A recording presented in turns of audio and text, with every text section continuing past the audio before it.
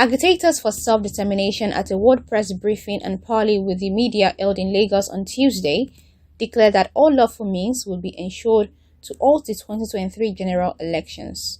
Well, unless Nigerian government agree to hold a referendum for the aggrieved indigenous nationalities to decide on the fate of Nigeria's federation.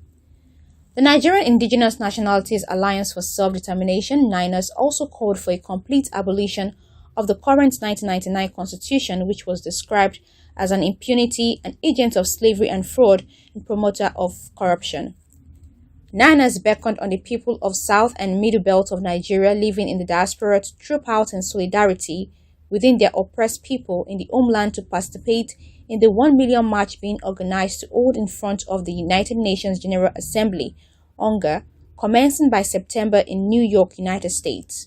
In a similar development, agitators for the Yoruba nation on Sunday, August 15, drafted and submitted a proposed constitution for the new country if it is eventually actualized. Section 13 of the constitution allows citizens the right to bear arms. This is in a bid to guarantee the safety of its citizens. The proposed constitution takes into cognizance the best practices in governance, including the separation of powers between the federal and state government and between the legislative, executive, and judicial branches of government. Also, an independent branch of government was created for Yoruba monarchs. Indigenous Nationalities Alliance for Self-Determination, NINAS, at the expiration of the 120-day period of consultation, which commenced on April 17, 2021. The theme of this milestone report is Taking Back Our Sovereignty, a declaration of victory over the fraud of 1999.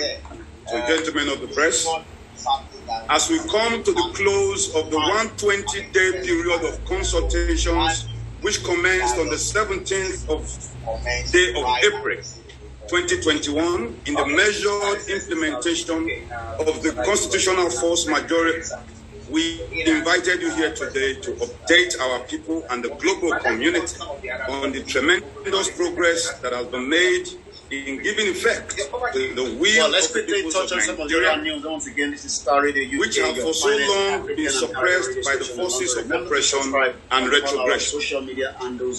Recall that following the December 16, 2020 Constitutional Force Majority proclamation, the sovereignty dispute was declared by the Nigerian Indigenous Nationalities Alliance for Self-Determination on the grounds of grave constitutional grievances.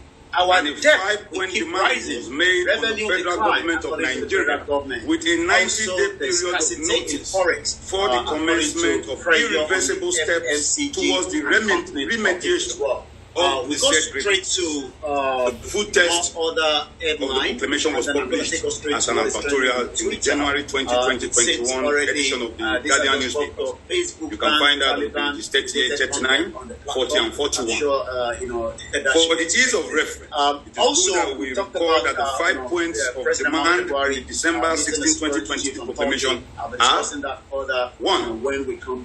A formal announcement by the federal government of Nigeria acknowledging the constitutional grievances and sovereignty dispute, which declared by the peoples, which was declared by the peoples of the South and the Middle Belt of Nigeria. We go straight a formal commitment by the federal government of Nigeria presidential candidate to the wholesale decommission must not recognize and jettisoning of the 1999 Constitution as the basis of the Federation of Nigeria, as was done by the government of the apartheid era in South Africa in 1990.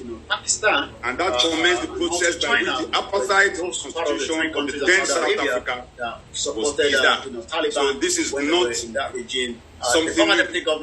It is not a novelty. A formal announcement by the federal government of Nigeria suspending further general elections under the disputed 1999 Constitution, since the winners of such elections will swear to and govern by that Constitution. So by that declaration in December 2020,